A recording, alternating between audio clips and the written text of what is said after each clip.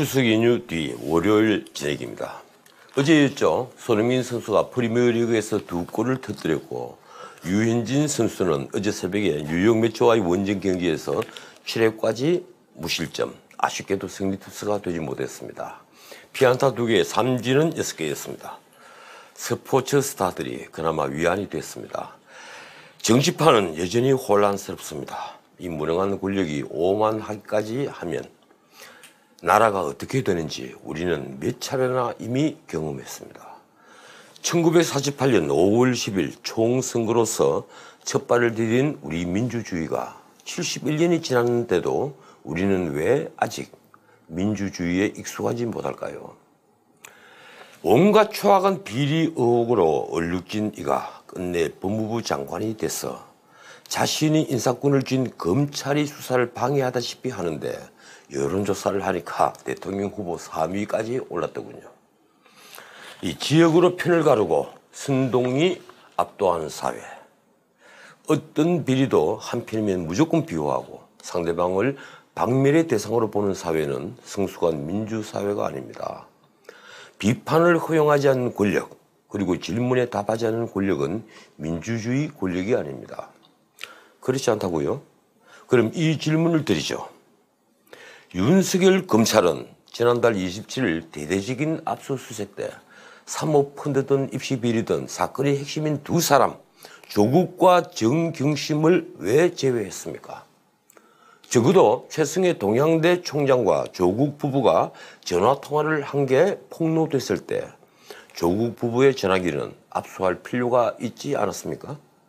지금 조국 펀드와 관련돼서 증거인멸 정황이 속속 드러나지 않습니까? 정경심 씨는 정권사 직원을 동원해서 동양대 연구실에서 PC를 가져갔는데 막상 그 PC는 정권사 직원이 차 트렁크에 있었죠. 집에 PC 하드디스크도 없었습니다. 그 당시 조국 장관 후보자가 있었습니다. 펀드 운용 보고서는 청문회 직전 조작됐는데 오늘 동아일보 보도로는 지금까지 단 한 번도 펀드 운용 보고서를 만든 적이 없었는데 이번에 조국 기자 간담회에 서기 위해서 처음 만들었다고 펀드 운용 이 관계자가 폭로를 했습니다. 조국 씨는 청문회 때 펀드 투자 내용을 전혀 모른다고 시침을 냈죠. 자, 시간을 돌려서 윤석열 총장이 팀장을 맡았던 특검의 적폐청산 수사대로 우리 함께 가볼까요? 이 나라는 가히 압수수색 공화국이었습니다. 성마 특기생이었던 정유라에게 학점을 주었다고 교수들이 압수수색을 당하고 새벽에 끌려나와 구속됐습니다. 그런데 고등학교 학생인 조국의 딸을 어려운 병리학 논문 제1저자로 등재해서 이른바 황금 스펙을 만들어준 교수는 아주 멀쩡합니다. 어느 쪽이 비난 가능성이 더 높은가요? 어느 쪽이 진짜 적폐로 보입니까, 여러분들은? 만약 조국 씨가 적폐청산 대상이었던 전 정권 사람이었다면 어땠을까요? 장담하건대 그는 이미 구속수사를 받고 있을 겁니다. 솔직히 말해 우리는 민주주의를 누리고 있다고 장담할 수 없습니다.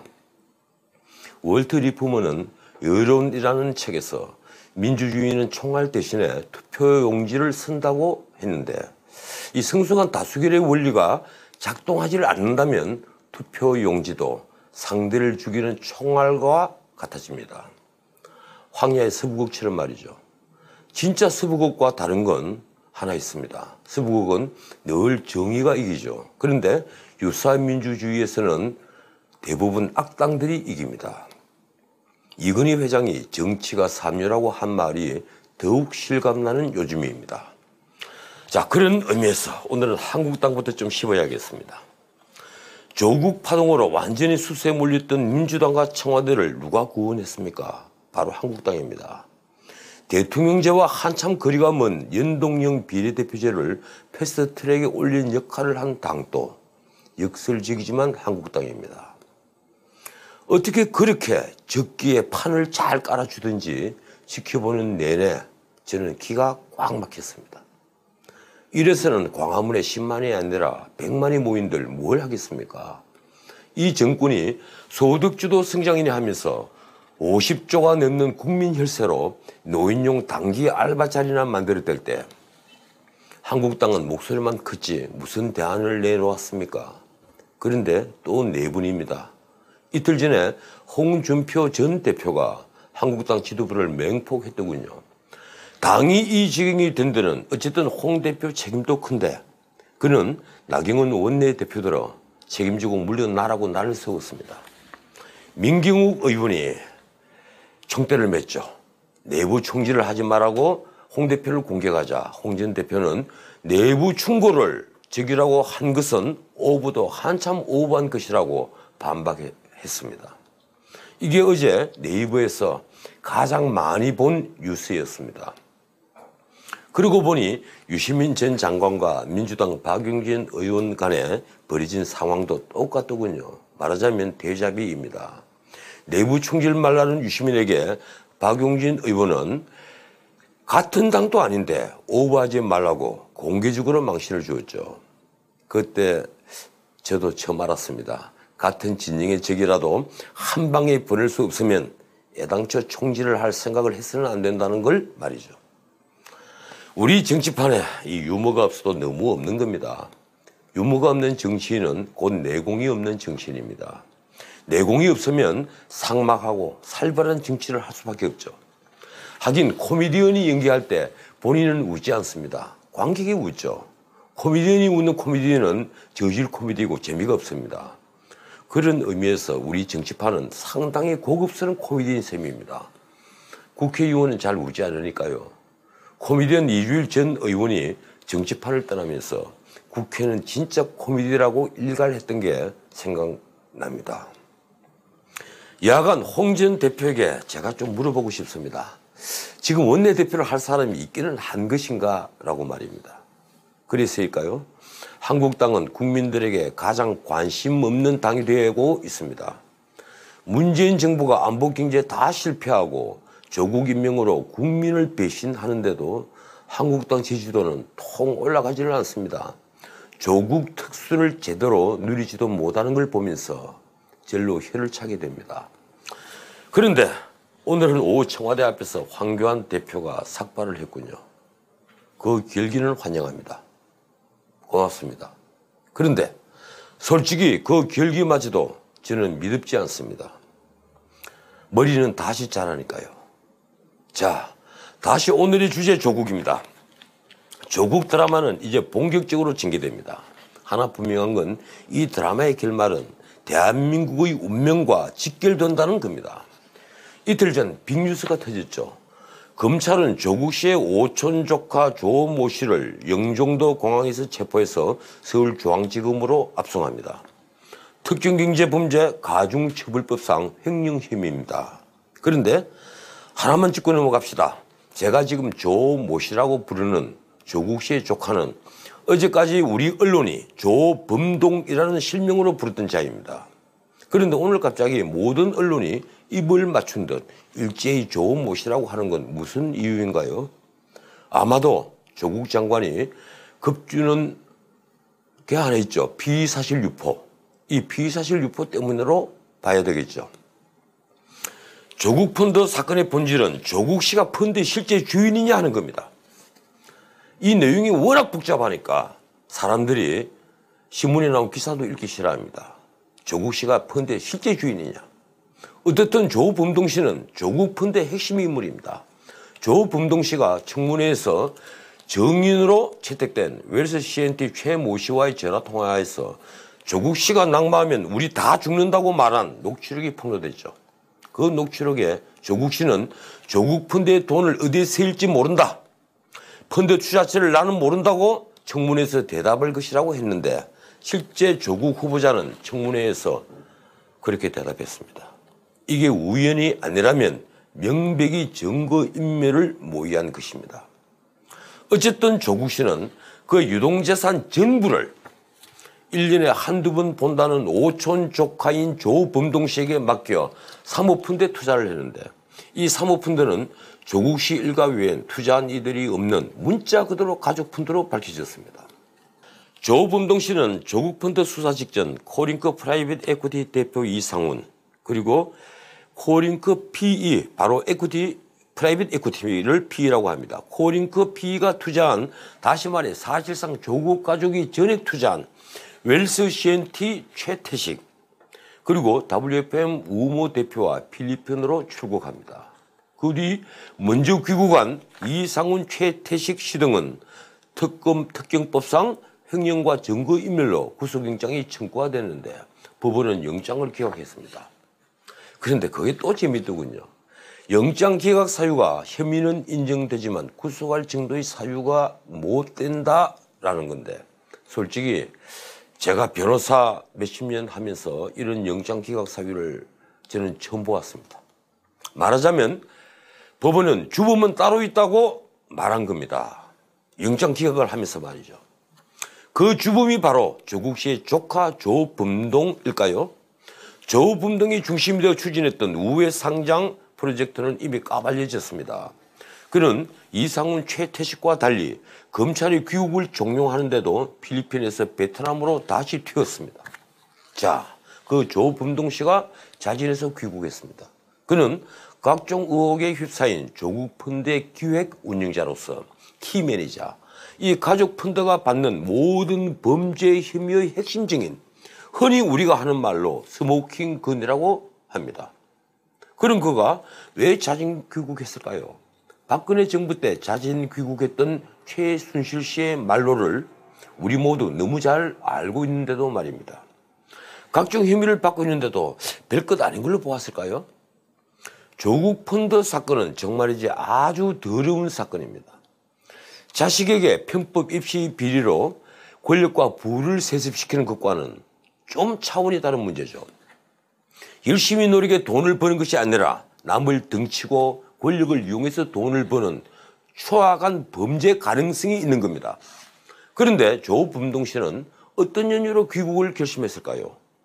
호사가들의 말처럼 이게 기획 입국이 아닐까요? 아니면 어차피 한 번은 짊어질 죄책이니 자포자기하는 심정으로 돌아온 것일까요?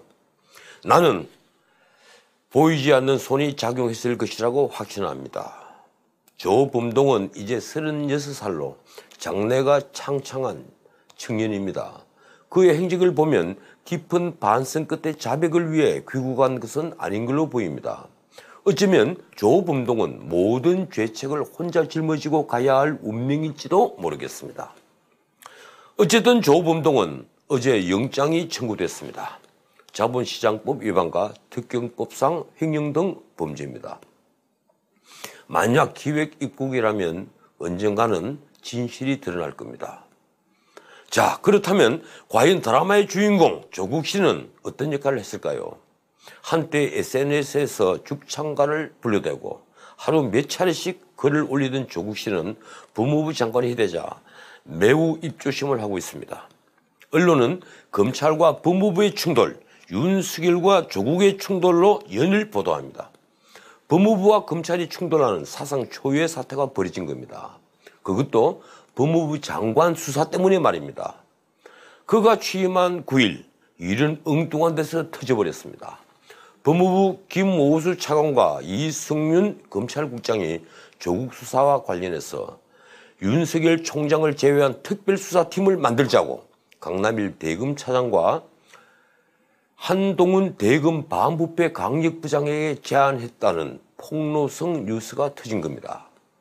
저는 정말 놀랐습니다. 검찰 조직, 검사 통일체 원칙이 작동되는 검찰 조직의 최정점인 검찰총장을 배제한 수사팀을 꾸린다? 그 피의자는 법무부 장관인 조국 씨의 가족입니다. 이게 말이 되는 소리입니까? 정말 지나가는 속아 웃을 일입니다. 물론 윤석열 검찰총장은 단칼에 거절했습니다. 검찰 내부에서는 이글이글합니다. 이게 수사 개입이 아니면 무엇이 수사 개입인가 하는 불만이 마구 쏟아졌다고 합니다. 단순한 수사 개입이 아니죠. 말은 바로 해야 합니다. 정확히 말하면 이건 범죄입니다. 직권남용이며 미국 같으면 사법 방해죄가 됩니다. 조국 씨는 자신은 몰랐다고 합니다. 그런데 한편으로는 인사권을 발동해서 조직을 장악하고 검찰을 시키는 행동에 나섰습니다. 그는 취임 이틀 만에 검찰개혁 추진 지원단을 구성하고 그 단장에 민변 출신 법무부 인권국장을 임명했습니다. 이 정권에서 가장 힘센 그룹 중에 하나가 민변이죠. 거기에 그치지 않습니다. 제2기 법무검찰개혁위원회를 발족하고 검찰의 직접 수사를 축소해라 이렇게 지시했습니다. 검찰의 길을 끊는 방법으로 특수부 조직을 축소하겠다는 것이죠. 거기에다 조국 씨는 검찰 수사 내용 보도를 막는 조치를 취하기 시작했습니다. 앞으로는 고위공직자에 대한 수사가 진행되어도 실명을 공개할 수가 없게 됩니다. 지금까지 고위공직자나 정치인 등 흔히 우리가 공인이라고 부르는 공적 인물은 국민들의 알 권리 차원에서 지금까지는 실명을 공개했는데 이제부터는 모든 사건에서 비공개가 원칙입니다. 국민적 의혹이 있어도 수사 여부조차 확인할 수 없게 되죠. 이 규정들을 어기면 법무부 장관 지시에 따라 감찰을 받게 됩니다. 자, 어떻습니까? 이제 우리는 마스크를 써서 스스로 입을 봉해야 할 것만 같습니다. 여기서 조국 씨의 과거 트윗이 다시 인구에 회자됩니다. 또다시 조로남불이라는 조롱이 등장했습니다. 조국 씨는 박근혜 전 대통령이 한참 촛불 시위에 시달릴 때 트윗에 이런 글을 올렸습니다. 박근혜가 피의자가 되었을 때 퇴진했어야 했다. 이 대통령 사퇴를 거부하는 건 증거를 인멸하기 위해서다. 이런 내용의 글을 쓴 겁니다. 다시 말해 검찰 수사 대상이 되면 공직에 남아있어서는 안 된다는 거죠. 그런 그는 공직 후보자 사퇴를 거부하고 모멸 속에서 청문회를 견뎌가며 마침내 법무부 장관이 되어 이제 자신을 수사하는 검찰을 향해 수사 조직을 축소하라고 외칩니다. 이게 얼마나 웃기는 풍경입니까? 사람들은 조국 씨의 가장 큰 적은 과거의 조국이라고 합니다. 젊은이들은 말과 행동이 다른 일을 조국스럽다고 조롱합니다. 그런데도 조국 씨는 꿋꿋이 버팁니다. 마음이 참 편한 모양입니다. 지금 한국당 황교안 대표는 1인 시위에 나서 반드시 사퇴시킨다고 결기를 다지고 있습니다. 아까 말씀드린 대로 오늘은 머리까지 빡빡 밀었습니다. 민주당 누군가가 그럼 나경원은 하면서 조롱했더군요. 그분 정치 그렇게 하면 안 됩니다. 그 나경원 원내대표도 얼마 전부터 내가 할 수 있는 건 뭐든 다 한다고 얘기를 하고 있습니다. 손학규 바른미래당 대표조차도 광화문에서 촛불 집회에 나섰습니다. 이 나라는 조국 씨 한 명 때문에 완전히 두 동강이 나버렸습니다. 이제 검찰과 법무부의 충돌, 문재인 정부와 국민의 충돌, 더 나아가서 상식과 몰상식의 충돌이 계속된다면 이 드라마가 권선징악이나 사필규정 같은 당연한 결말이 아니라 대중을 분노케 하는 이상한 파국으로 향해 간다면 이는 조국이 아닌 우리 조국 대한민국의 파멸이 될 겁니다. 이제 온갖 편법으로 부를 쌓고 권력을 쟁취한 모든 몰입애들에게 면죄부를 주는 결과를 낳을 겁니다. 자, 오늘은 여기까지입니다. 내일 더 재밌는 내용으로 여러분을 찾아가겠습니다. 고맙습니다.